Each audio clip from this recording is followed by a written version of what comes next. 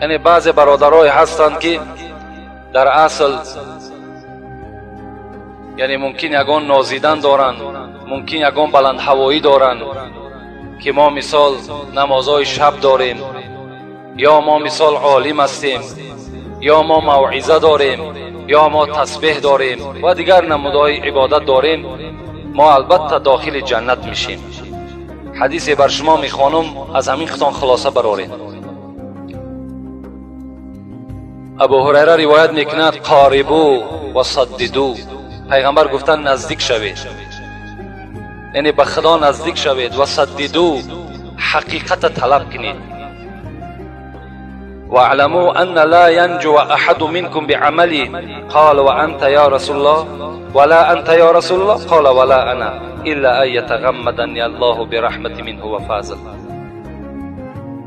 پیغمبر خدا گفت بدانیم به درستی این که عملهای شما را نجات نمیده، عملهای شما را نجات نمیده.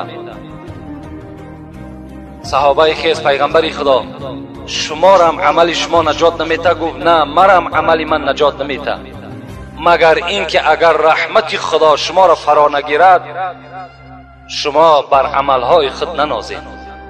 اگر رحمت خدا بالای شما نیاید شما را عملهای شما دستگیر شما نمی شود.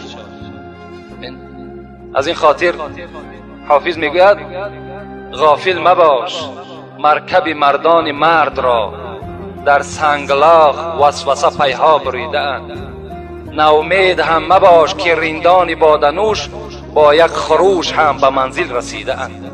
بسیاری آدم هایی بود که تا نیمه راه آمده میگد ایمان از دست دادند، و بسیاری کسانی بود که قریب نصف حیات خود به غافلی گذرانیدند. در دم آخر خدا اونها را نصیب ایمان گردانید.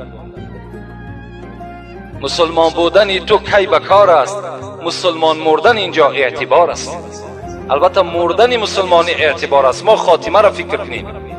ما الحال عملهایی که داریم به اینها ننازیم. خدا داناست که این عمل ما و شما عاقبتش چی می شود. عاقبت اعتبار است. این عمل اعمال بخواتمها پیغمبر میگه این از جز از این نیست که عملها را خاتمش اعتبار است.